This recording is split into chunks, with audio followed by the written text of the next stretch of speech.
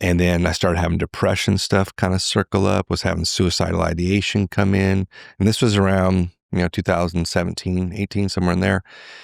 And it kind of caught me off guard because I had done so well forever, but my tools I had been using forever, they weren't working. And shit was starting to fall apart.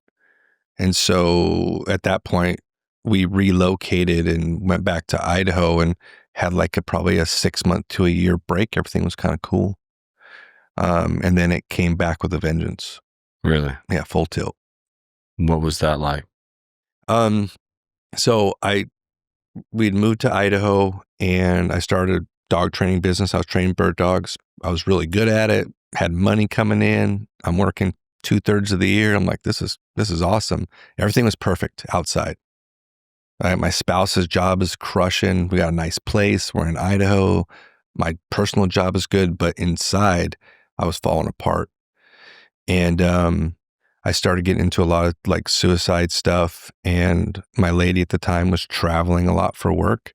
And so that would kind of exasperate, kind of kick me into even overdrive, like I don't have anybody or I'm alone, And I fought this for probably about 1.5 years, 2 years. And then there was a stretch in the fall where it was every night, for like 2 months. What was every night? Sitting on the edge of bed with a gun in my mouth, and I got lonely, real lonely. And I had finally said, I don't belong here anymore. I'm not from here. I don't understand. I don't feel like I belong.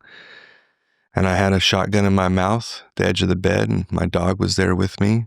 And I pulled the trigger and I got a click and I just collapsed. I just fell on the floor like a bag of bricks, snot bubble crying. Hadn't cried since I was 18, really. And I was done. I didn't know what to do. And so I got a hold of my wife and I said, I need you to come home.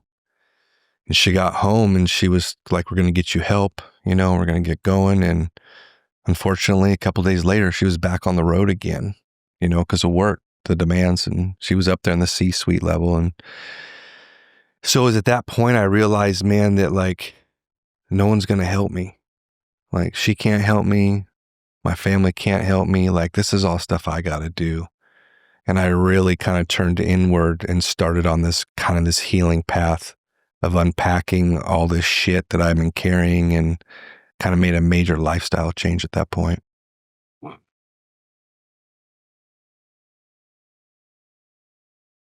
Glad you forgot to load that shotgun. Right. Man. Oh, God.